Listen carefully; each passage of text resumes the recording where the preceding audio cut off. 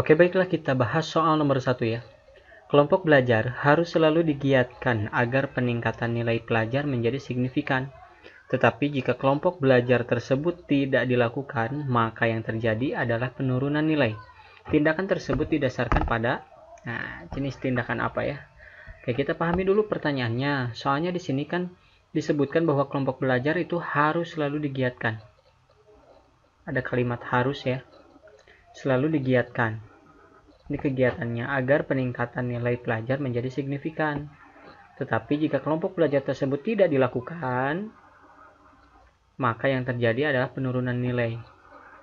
Ini adalah sebuah kerugian atau penurunan ya. Sifatnya negatif. Nah, kemudian agar ini tidak terjadi, maka harus dilakukanlah kegiatan belajar ya yang digiatkan, kelompok belajar yang digiatkan. Apabila tidak, maka yang terjadi adalah penurunan nilai. Maka menggiatkan pembelajaran kelompok belajar itu di sini sifatnya sangat penting ya. Nah, kita lihat di sini pilihannya. Material ini terlalu umum ya. Ini tidak tepat. Menurut saya pilihan A. Kebenaran ini kurang spesifik ya. Kebenaran apa yang dimaksud gitu kan? Yang dipilih yang menjadi jawaban kita itu adalah pertanyaan yang paling tepat gitu ya. Gitu di antara yang tepat misalkan, atau di antara yang salah, pilihan salah. Poin C, vital. Yang vital artinya penting kan ya. Oke, ini bisa jadi ya, tapi kita lihat dulu yang poin D, moral. Moral itu lebih ke sikap positif ya. Gitu, sikap seseorang ini juga tidak berhubungan. Kemudian estetika itu membahas tentang keindahan ya. Ini juga tidak berhubungan. Jadi menurut saya yang paling tepat adalah tindakan tersebut didasarkan pada vital, penting atau tidaknya suatu kelompok belajar. Oke, jadi pilihan yang paling tepat adalah poin C untuk soal nomor 1. Cukup.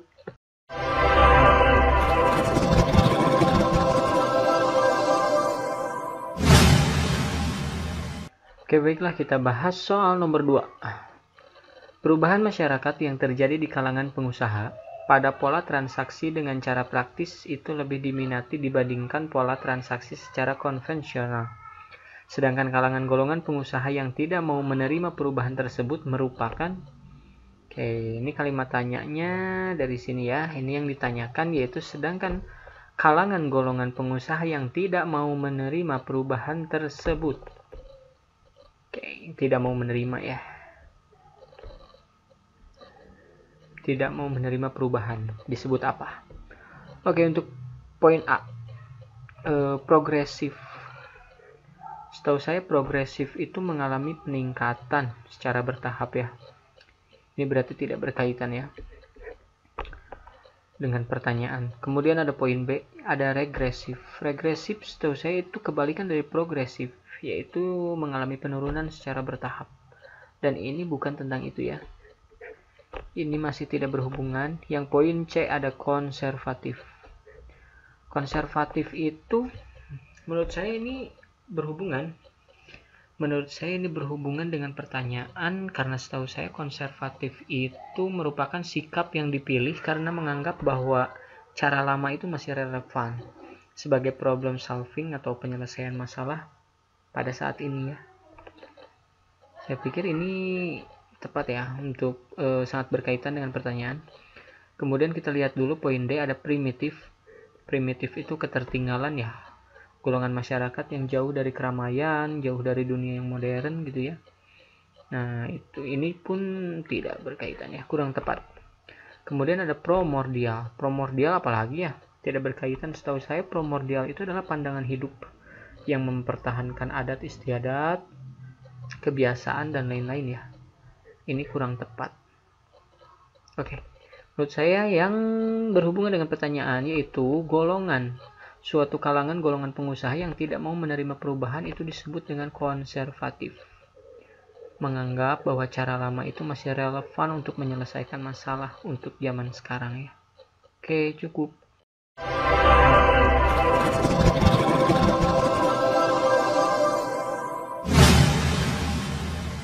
Oke, baiklah kita bahas soal nomor 3 ya.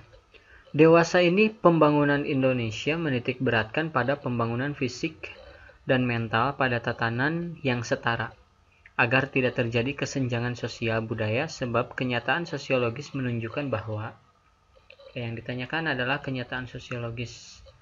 Ini kata kuncinya adalah kesenjangan sosial ya. Oke.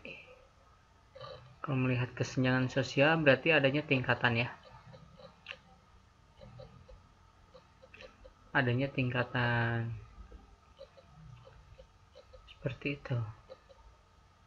Nah, oke, untuk poin A, Indonesia masih dalam taraf penyelaman budaya asing. Ini tidak berkaitan ya dengan tingkatan. Masyarakat Indonesia terdiri dari beragam suku bangsa. Beragam suku bangsa itu tidak akan menyebabkan adanya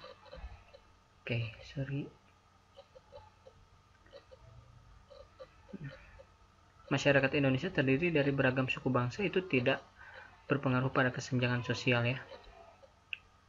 Itu perbedaan tingkatan, perbedaan kemampuan, perbedaan finansial dan lain-lain ya. Ini tidak berkaitan. Sedangkan yang C, Indonesia terdiri dari keanekaragaman pola hidup masyarakat.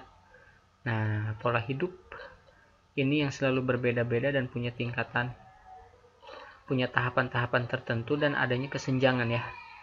Nah, gitu kalau menurut saya ini ya bisa jadi ya. Tapi kita lihat dulu yang poin D, masyarakat Indonesia yang agraris. Ini tidak berhubungan ya. Tingkat pemahaman masyarakat yang rendah terhadap teknologi. Ini bisa saja ya. Masyarakat itu ada yang mengikuti teknologi, mengerti teknologi ya. Kemudian ada juga yang mengalami ketertinggalan atau tidak paham gitu ya. Tapi maksud kesenjangan di sini adalah dari segi fisik dan mental ya.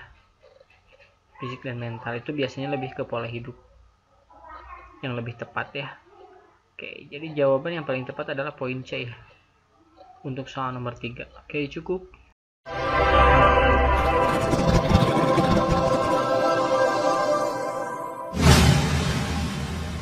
Baiklah, sekarang kita bahas soal nomor 4. Oke, untuk jenis soal seperti ini, alangkah baiknya kita membaca dulu pertanyaannya ya. Apa yang ditanyakan biasanya ada di bawah ya. Berdasarkan ciri-ciri di atas, di antara 3 ciri interaksi sosial adalah nomor. Oke, itu pertanyaannya ya. Dari 1 sampai 5, manakah 3 di antaranya yang termasuk ke dalam ciri interaksi sosial? Oke, kita lihat poin 1, ada kecenderungan interaksi berlangsung positif. Saya pikir ini tepat ya. Karena setiap komunikasi itu setiap komunikasi itu dipastikan kita memiliki tujuan yang positif. Ya, bermanfaat.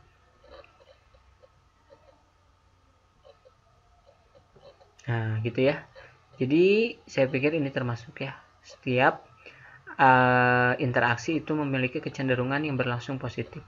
Kemudian yang kedua, ada komunikasi dan kontak sosial. Jelas. Ada unsur komunikasi di dalamnya, ada unsur kontak sosial ya. Adanya timbal balik. Ini tepat. Terus yang ketiga, menghasilkan penyesuaian diri bagi pelakunya. Jelas ya. Sangat jelas. Setiap kita berkomunikasi atau berinteraksi, kita harus menyesuaikan diri dengan lawan komunikasi kita. Atau dengan siapa kita berbicara, dengan siapa kita berhadapan gitu ya. Itu sangat. Terus yang keempat, mengabaikan norma-norma yang berlaku di masyarakat. Biasanya yang sifatnya negatif itu tidak tepat ya. Mengabaikan norma-norma itu tidak mungkin. Nah, ini tidak termasuk. Yang kelima, berpedoman pada kaidah yang berlaku. Ini terlalu umum, kurang spesifik ya. Apa maksudnya gitu ya. Jadi yang menurut saya paling tepat itu poin 1, 2, dan 3. Yang termasuk kepada 3 ciri interaksi sosial. Di antara A sampai E, manakah yang menunjukkan bahwa 1, 2, dan 3 yang benar? Poin A ya. Oke, berarti ini pilihan yang paling tepat untuk soal nomor 4.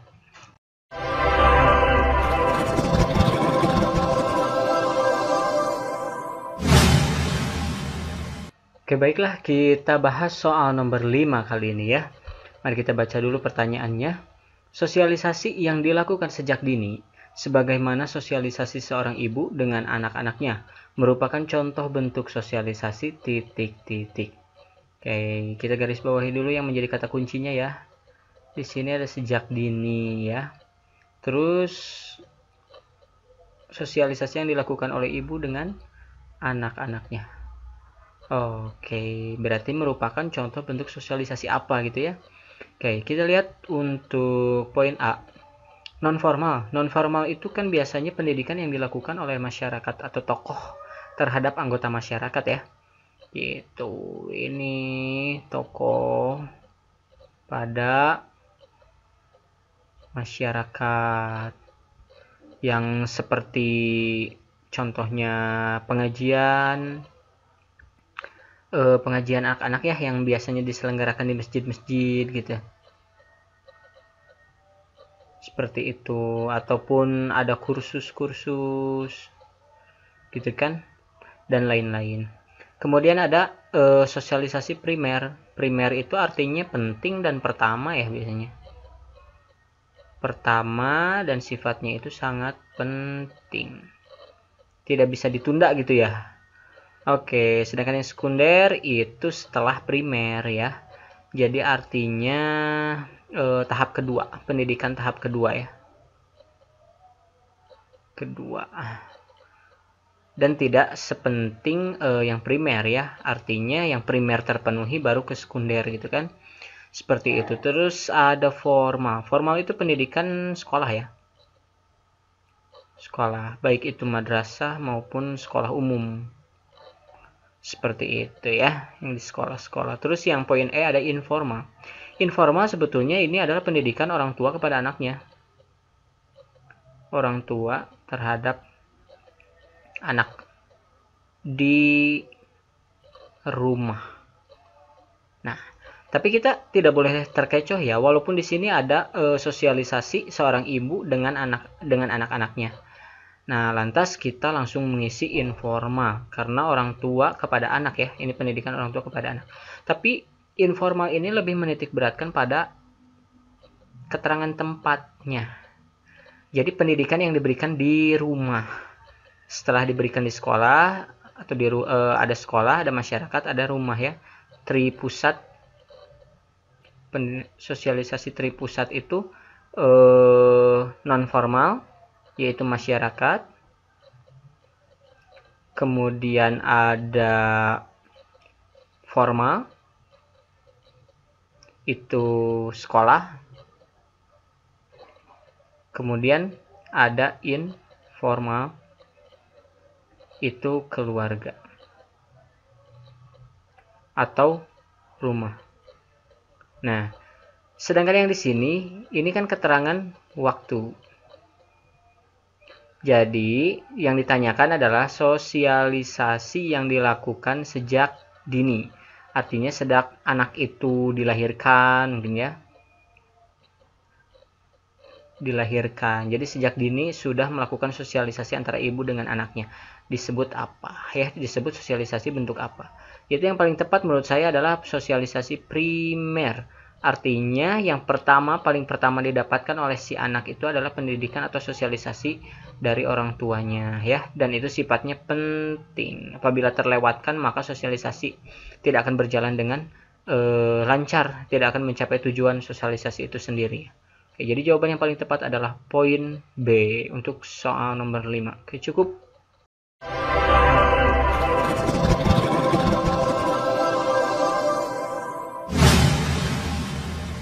Baiklah, kali ini kita beranjak ke soal nomor 6 ya. Pada hakikatnya, manusia merupakan makhluk pribadi sekaligus makhluk sosial. Sebagai makhluk sosial, manusia memiliki kecenderungan untuk manusia sebagai makhluk sosial. Kata kuncinya makhluk sosial ya. Manusia sebagai makhluk sosial ya. Oke, kita lihat yang ditanyakan adalah manusia memiliki kecenderungan untuk apa gitu ya. Sebagai makhluk sosial. Oke, poin 1, berkompetisi untuk mendapatkan keinginan. Kalimatnya rancu ya. Gitu. Tuh. Yang kedua, menempatkan diri sesuai dengan nilai dan norma. Oke. Yang ketiga, berkuasa sesuai otoritas. Ini juga rancu ya. Kemudian yang keempat, berinteraksi. Nah, makhluk sosial itu makhluk yang tidak bisa hidup sendiri dan harus melakukan interaksi untuk bisa survive, mempertahankan hidup ya. Jadi artinya interaksi yang paling penting untuk manusia sosial atau makhluk sosial ini ya. Jadi artinya menurut saya poin 4 hanya poin 4 yang tepat gitu ya. Untuk manusia sebagai makhluk sosial memiliki kecenderungan untuk berinteraksi. Apakah ada di antara A sampai E yang menunjukkan bahwa hanya nomor 4 yang benar? Poin D ya. Oke, ini yang paling tepat untuk menjawab soal nomor 6. Oke, cukup.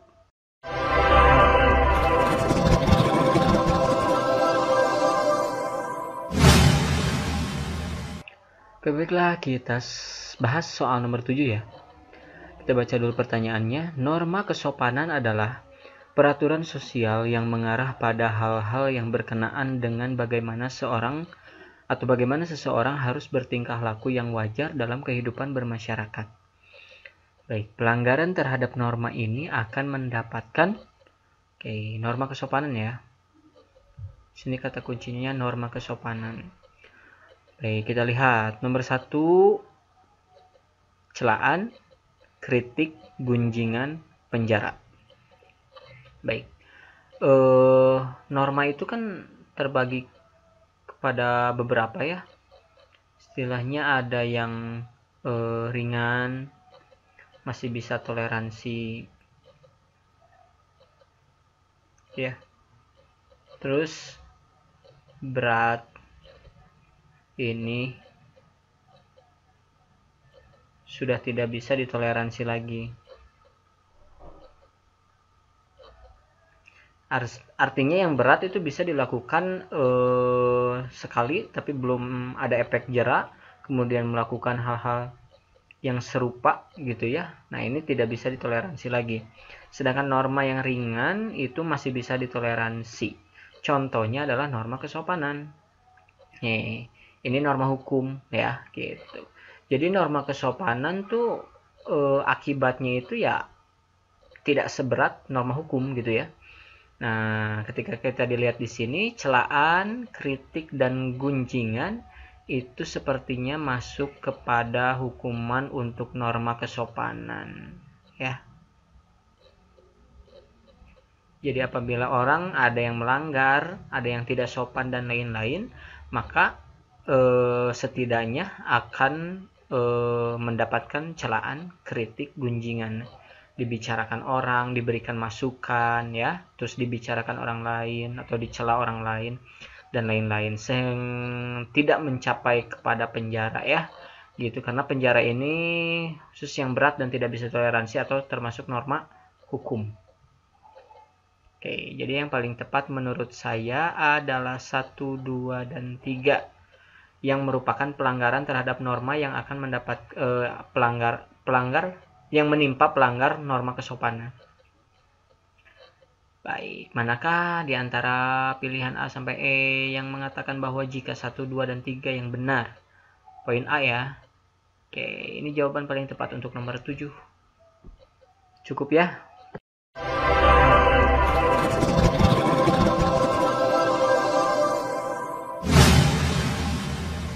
Oke, baiklah. Kita bahas soal nomor 8 sekarang ya. Baik, kita baca dulu pertanyaannya. Untuk menciptakan stabilitas nasional ke arah pencapaian tujuan pembangunan nasional bagi bangsa Indonesia yang bineka, maka diperlukan adanya Indonesia yang bineka. Bineka itu beragam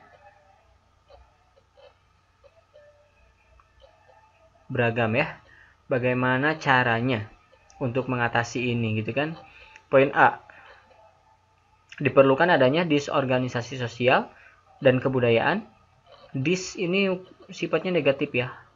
Berarti tidak ada pengorganisasian gitu ya. Jadi tidak ada organisasi berarti ya tidak teratur ya. Oke, ini sifatnya negatif, berarti ini tidak tepat. Kemudian ada disintegrasi. Seharusnya integrasi kan. Integrasi itu terpusat. Ini sedangkan ini disintegrasi berarti terpecah. Ini tidak cocok ya. Nah, mungkin ini nih poin C, integrasi sosial dan kebudayaan. Oke, ini sepertinya tepat, tapi kita lihat dulu. Untuk poin D, di sini ada asimilasi, difusi, dan akulturasi. Di sini ada perpaduan percampuran budaya ya. Percampuran kebudayaan, sedangkan ada yang mempertahankan kebudayaan aslinya dan ada juga yang menghilangkan kebudayaan aslinya. Kemudian di sini difusi itu yang saya ketahui ini lebih umum ya, adanya pembauran atau penyebaran suatu kebudayaan antara satu kelompok dengan kelompok yang lainnya. Oke, ini kurang spesifik ya, kurang tepat. Poin E, proses disosiatif dan asosiatif. Ini asosiatif, ini plus dan ini minus. Ini bertolak belakang ya. Ini kurang tepat. Oke, berarti dapat dilihat ya, yang paling tepat di antara A, B, C, D, dan E yaitu poin C untuk menjawab soal nomor 8. Bahwa diperlukan ketika Indonesia sifatnya bineka itu beragam, harus adanya integrasi sosial dan kebudayaan. Cukup.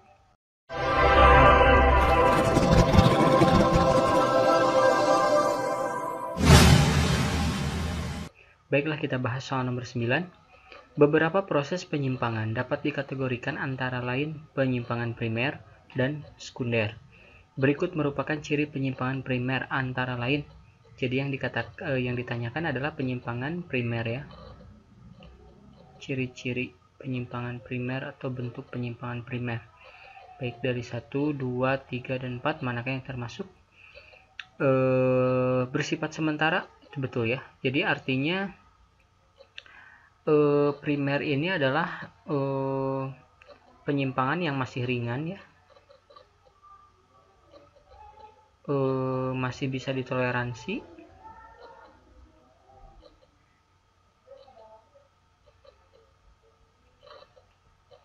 ya sifatnya sementara ya.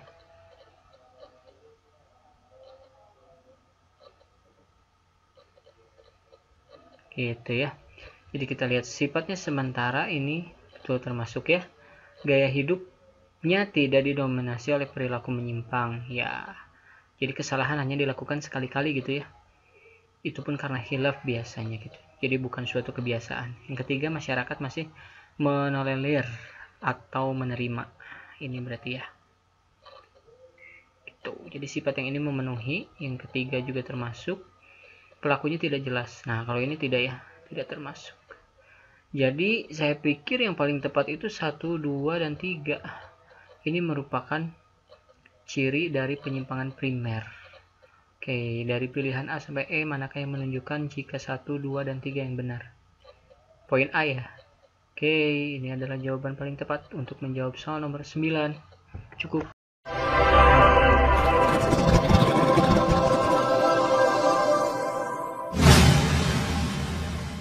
Oke, baiklah, saatnya kita membahas soal nomor 10. Oke, berikut ini merupakan proses pengenalan nilai dan norma antara lain. Baik, di antara 1 sampai 4, manakah yang termasuk ke dalam proses pengenalan nilai dan norma ya? Enkulturasi. Oke, enkulturasi setahu saya itu merupakan proses pengenalan ya. Proses pengenalan.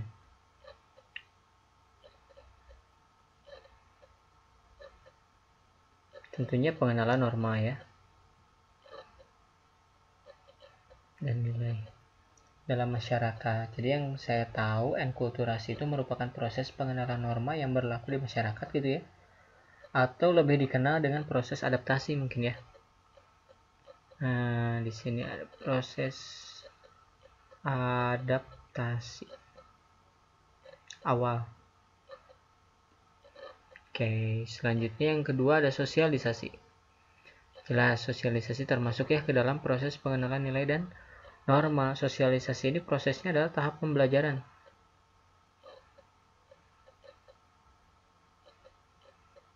Jadi setelah dikenali, maka dipelajari ya, pembelajaran.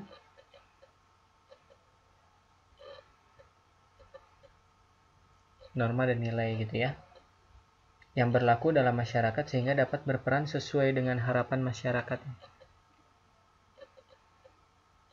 Berperan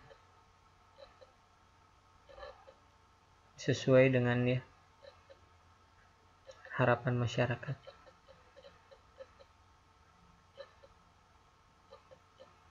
Oke. Kemudian ada institusionalisasi. Nah, kalau institusional itu biasanya merupakan proses dalam pembiasaan ya. Dalam membiasakan ya. Setelah dipelajari, kemudian dibiasakan ya. Nilai dan norma. Pembiasaan. Kemudian ada internalisasi. Internalisasi itu yang sudah melekat.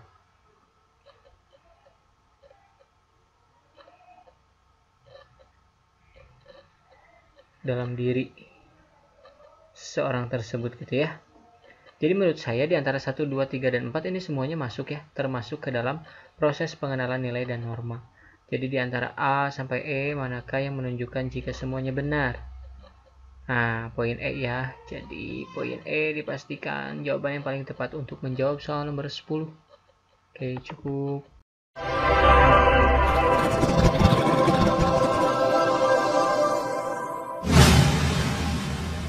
Oke, baik, saatnya nomor 11 ya kita bahas.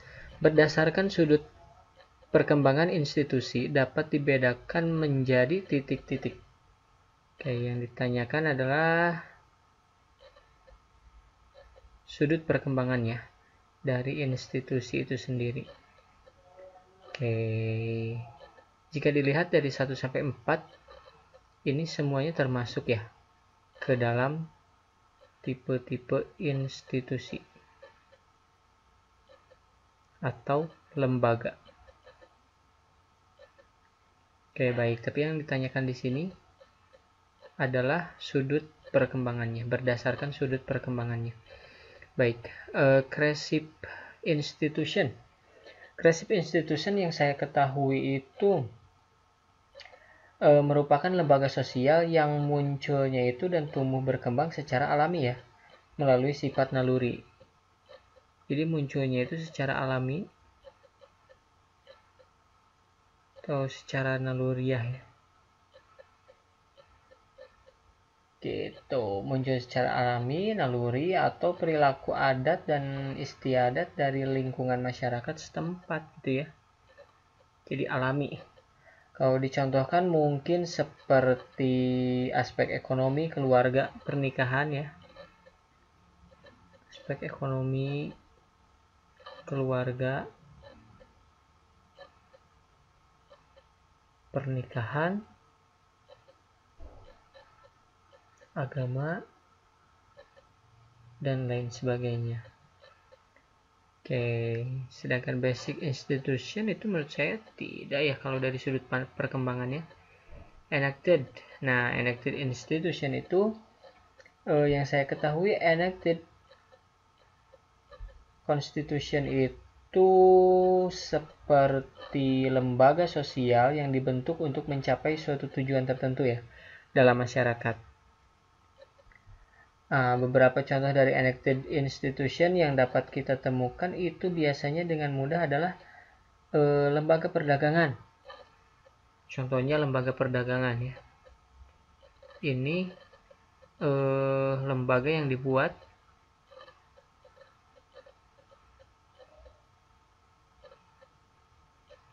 dengan tujuan tertentu ya.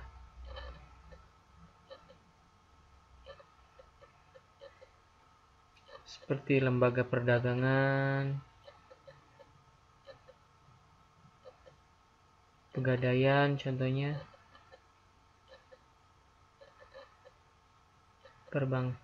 perbankan gitu ya, dan lain-lain. Jadi ini kalau sudut perkembangannya, ini subsidiary juga tidak termasuk ya kalau dilihat dari sudut perkembangan. Baik, yang paling tepat menurut saya itu hanya 2.1 dan 3 ya. Creative institution dan enacted institution. Kalau dilihat dari perkembangan ya. Oke, adakah di sini dari A sampai E yang menyatakan bahwa 1 dan 3 benar? Poin B ya. Oke, ini jawaban paling tepat untuk soal nomor 11.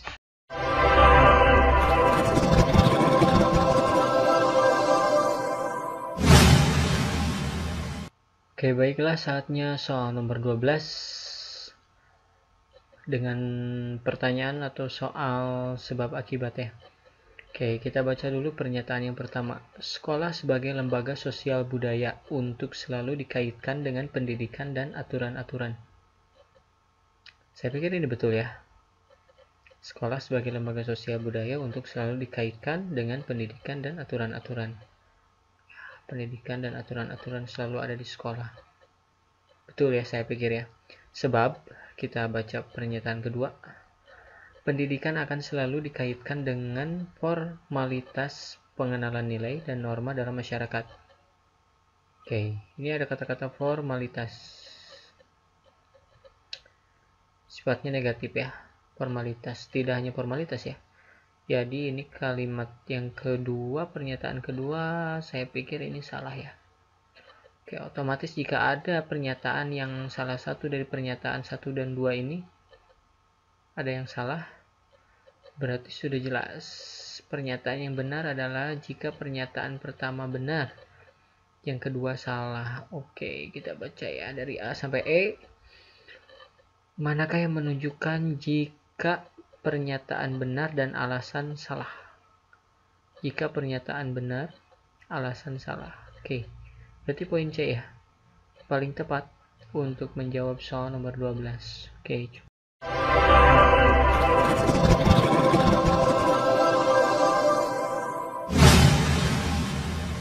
Oke, baik, kita lanjut ke soal nomor 13. Ini masih tentang hubungan sebab akibat ya. Baik, kita baca dulu pertanyaan atau pernyataan yang pertama, yaitu potensi yang dimunculkan pada konflik sosial salah satunya disebabkan karena perbedaan perwatakan.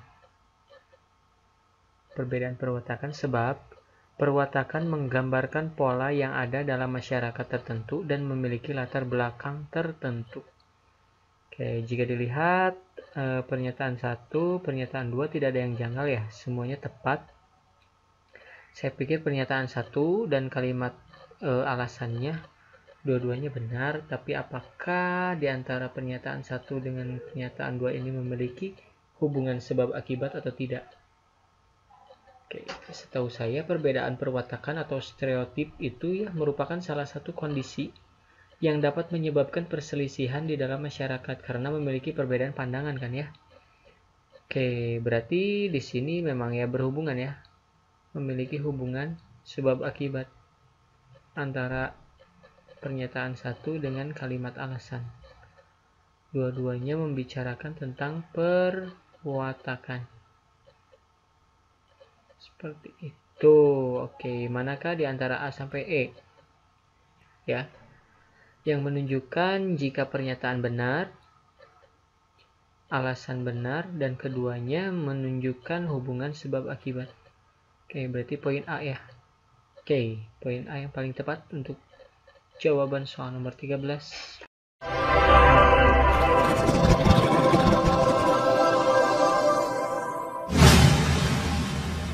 Baik, kita beranjak ke soal nomor 14. Berdasarkan cara meraihnya, status pada dasarnya digolongkan menjadi. Oke, cara meraihnya ya. Cara meraih status pada dasarnya digolongkan menjadi. Oke, ada ascribed status, ada achieved status, ada achievement status, dan class status. Oke, udah jelas ya. Menurut saya yang paling tepat itu yang 3 ini ya. Kalau kelas itu tidak masuk ya. Oke, jika dirincikan satu-satu, ascribed status itu yang saya ketahui itu dengan cara otomatis ya.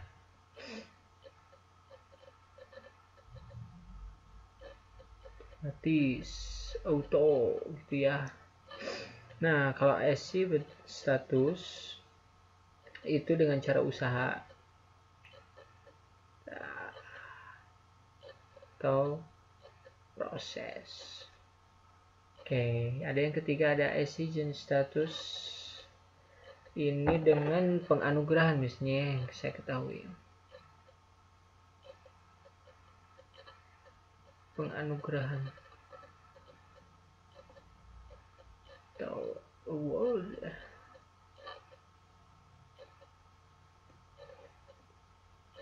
Oke, itu ya. Jadi hanya poin 4 yang tidak masuk.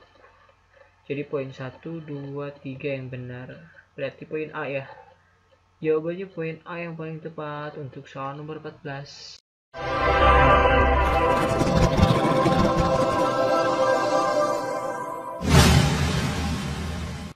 Oke, baik, kita bahas soal nomor 15. Pembahasan mengenai struktur sosial oleh Ralph Linton dikenal dengan adanya dua konsep, yaitu status dan peran. Oke, alasannya, status merupakan suatu kumpulan hak dan kewajiban, sedangkan peran adalah aspek dinamis dari sebuah status. Oke, saya sudah menangkap ya bahwa pernyataan 1 kalimatnya itu betul, pernyataan 2 juga betul, tapi apakah dua-duanya memiliki hubungan sebab akibat? Jadi untuk pernyataan pertama itu sama membahas tentang struktur sosial oleh Ralph Linton ini dikenal dengan adanya dua konsep, yaitu status dan peran. Kemudian di sini ada tentang status dan peran juga. Nah, ini pembahasannya kedua-duanya sama, tapi menurut saya ini tidak memiliki hubungan sebab akibat. Walaupun membahas tentang status dan peran, sama-sama status dan peran, tapi di sini mengemukakan bahwa Ralph Linton itu membagi dua, dan sedangkan pernyataan yang kedua ini menjelaskan tentang definisi peran dan status. Oke, maaf. Jadi tidak ada hubungannya ya. Jadi manakah di antara A sampai E yang menyatakan bahwa pernyataan benar, alasan benar, tetapi keduanya tidak menunjukkan sebab akibat? Oke, berarti poin B. Ini isinya ya. Jawaban paling tepat untuk soal nomor 15.